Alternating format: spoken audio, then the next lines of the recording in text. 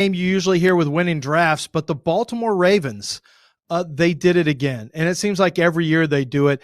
And this time we're talking about Patrick Queen, who I think is the best pure linebacker. If I take Isaiah Simmons out of it for a second, I thought Queen was a steal at 28. You get a guy in the second round like J.K. Dobbins, who comes in game ready. Justin Madubuike, who has early second, late first round talent. He's in the third round. Duvernay fits the culture there. Devin Duvernay, Malik Harrison, rock solid. And it's down the line. Even Broderick Washington in the fifth round, who I thought they really got a guy who fits Baltimore Ravens culture. To me, this is a team that knows what they look for. They find the talent, and they don't panic in the draft. And I thought they did a phenomenal job. You had mentioned what was going to be one of my choices a little bit earlier, Rhett, that Drew Lock won the draft with all those weapons the Broncos drafted to help him be successful. Yeah. And then I kind of thought about it, and I figured, so often we talk about circumstance for these quarterbacks to be drafted into and what leads to their success or failure.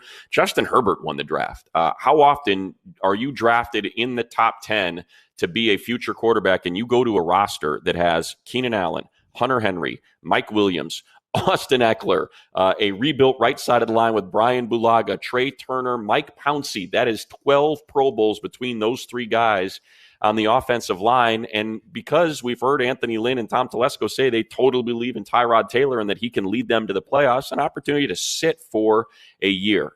There will be zero excuses for Justin Herbert. Coming into the draft, he was said to have the best physical traits of any quarterback in the draft, and he goes to a loaded roster. So if he doesn't make it with the Chargers, he ain't going to make it, because that is set up for him to be successful, perhaps better than any quarterback we have seen being drafted into a position that was drafted high in a long, long time.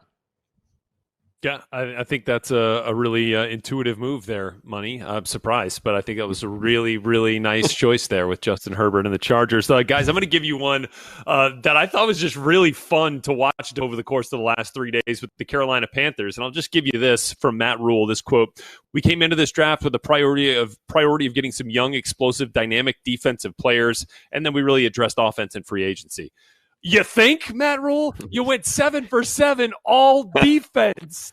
Derek Brown in the first round, all the way back with Jeremy Chin in the second, Troy Pride in the fourth, all the way down to Stanley Thomas Oliver, a cornerback out of FIU, to wrap it up in the seventh round. This is the only time in the common draft era that a team has gone all defense in the draft with that many picks.